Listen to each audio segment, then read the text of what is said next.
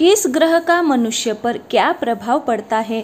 नमस्कार दोस्तों, सनातन धर्म ज्ञान का अथांग सागर है। हमारे ज्योतिष शास्त्र में सभी समस्याओं का हल मिलता है।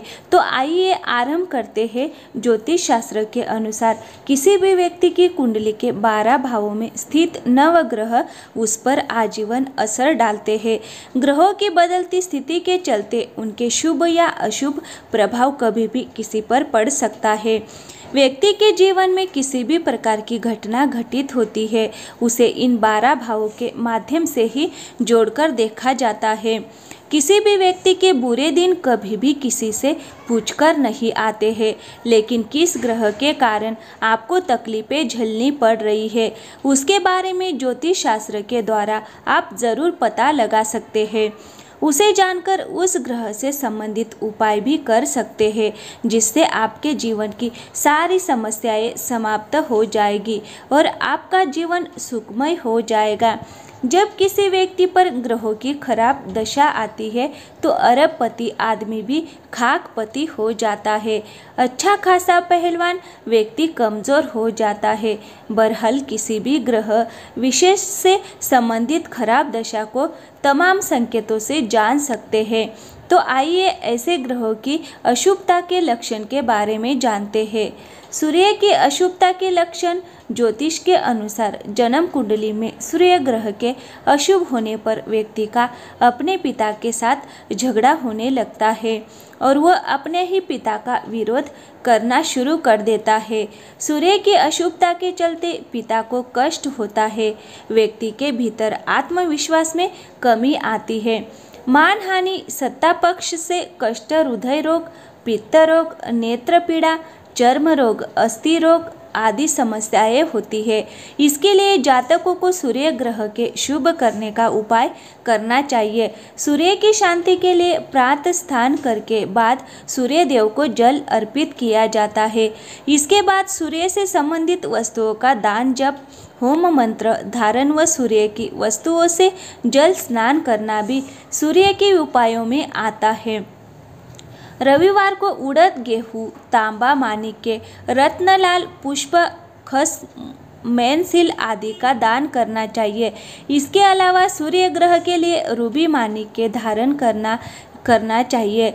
चंद्रमा की अशुभता के लक्षण। ज्योतिष शास्त्र के अनुसार किसी भी जातक के कुंडली में चंद्रमा के अशुभ या फिर कहे कमजोर होने पर व्यक्ति मानसिक रूप से परेशान रहता है।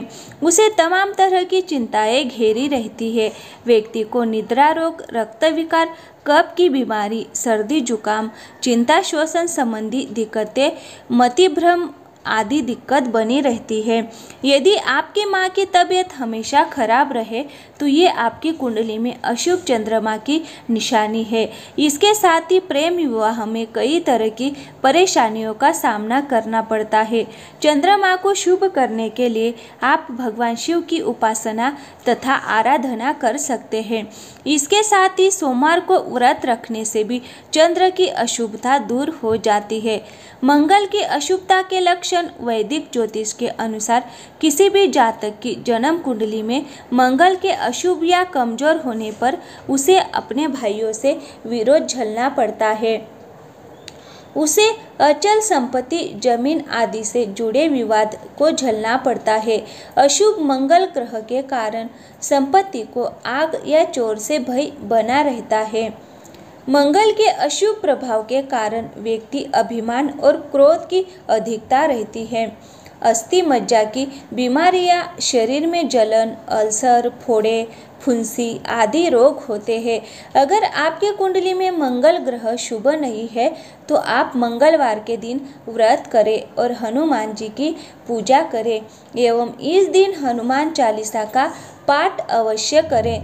मंगलवार के दिन हनुमान जी को सिंदूर और चमेली का तेल अर्पित करें। इसके साथ ही मंगलवार के दिन तांबा, लाल वस्त्र, लाल चंदन, लाल फूल या मसूर की दाल का दान करने से भी मंगल के अशुभ प्रभावों को कम किया जा सकता है।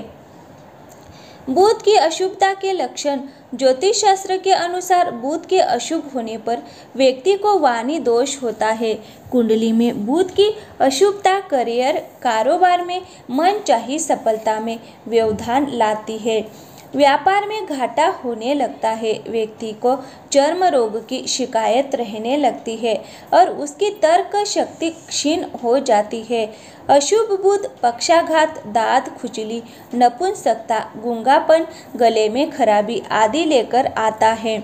अगर आपके कुंडली में भी बुध की स्थिति शुभ नहीं है तो आप भगवान विष्णु और माँ लक्ष्मी की नियमित पूजा कर सकते हैं। बुधवार के दिन व्रत रहे और कांसे के बर्तन, हरे रंग के कपड़े का दान कर सकते हैं। बृहस्पति की अशुभता के लक्षण। ज्योतिष शास्त्र के अनुसार बृहस्पति के अशुभ होने पर कन्या के विवाह में दिक्कतें आती है। उसके मान सम्मान में कमी आती है। कमजोर एवं पीड़ित बृहस्पति के कारण सौभाग्य और सेहत प्रभावित होता है। व्यक्ति को पाचन तंत्र में खराबी, पीलिया, गुर्दा आदि से संबंधित बीमारी होती है। उसे अपयश, कलंक, असफलता का वियोग आदि झेलना पड़ता है। बृहस्पति ग्रह को शुभ करने के लिए आप गुरुवार का व्रत कर सकते हैं, जिसके कारण आपका बृहस्पति मजबूत हो जाएगा। इस दिन पीले रंग के कपड़े पहनना और भगवान को पीले रंग से प्रसाद चढ़ाना बहुत ही शुभ होता है। आप ओम ग्रागी ग्री गौ स गुरुवे नमः मंत्र का 3, 5 या 16 माला जाप कर सकते हैं। शुक्र की अशुभता के लक्षण। ज्योतिष शास्त्र के अनुसार शुक्र के अशुभ होने पर व्यक्ति के वैवाहिक जीवन में कष्ट होता है। उसे प्रेम संबंधों में असफलता का सामना करना पड़ता है या फिर प्रेम संबंधों में तमाम तरह की बाधाएं आती है। व्यक्ति को जननेंद्रिय से जुड़े रोग होते हैं। शुक्र के अशुभता के चलते व्यक्ति का शरीर कांतिहीन हो जाता है। शुक्र के दोष के कारण व्यक्ति व्यभिचारी होता है।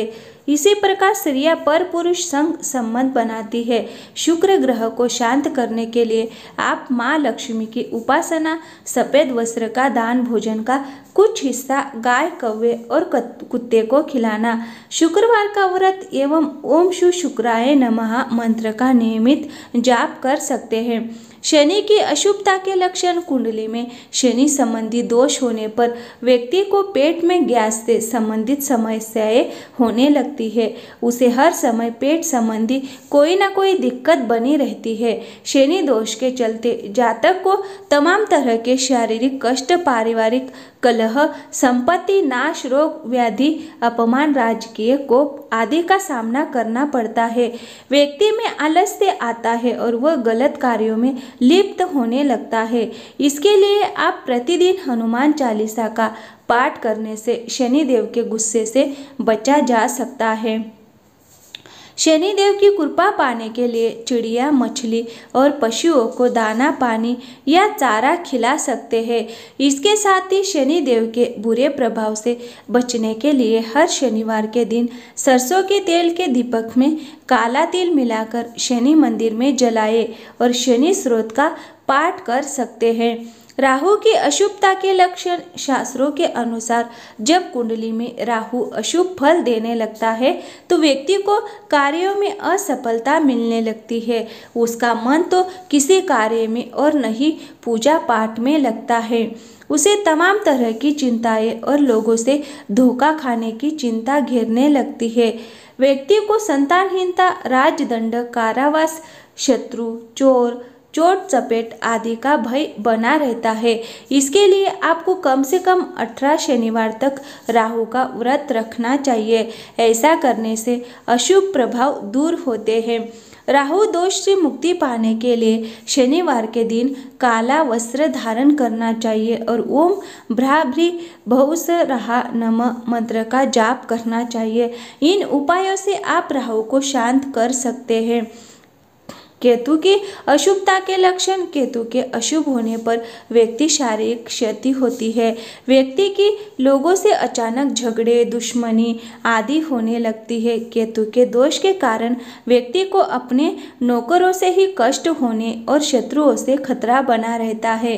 व्यक्ति गलत कार्यों के प्रति लिप्त होने लगता है। उसे जननेंद्रिय रोग घेरने लगते हैं। अगर आपके जन्म कुंडली में केतु शुभ नहीं है तो आपको अपने घर में भगवान श्री कृष्ण की ऐसी तस्वीर रखें जिसमें वो शेष नाग के ऊपर नृत्य कर रहे हो। इस तस्वीर की प्रतिदिन पूजा करें और ओम नमो भगवते वासुदेवाय नमः मंत्र का कम से कम 108 बार जाप करें। इस उपाय से भी उग्र केतु भी शांत होता है। ऐसे ही ज्ञानवर्धक वीडियो देखने के लिए दोस्तों हमारे चैनल को सब्सक्राइब करें और घंटी के बटन को अवश्य दबाएं। मिलते हैं दोस्तों अगले वीडियो में। थैंक यू, धन्यवाद।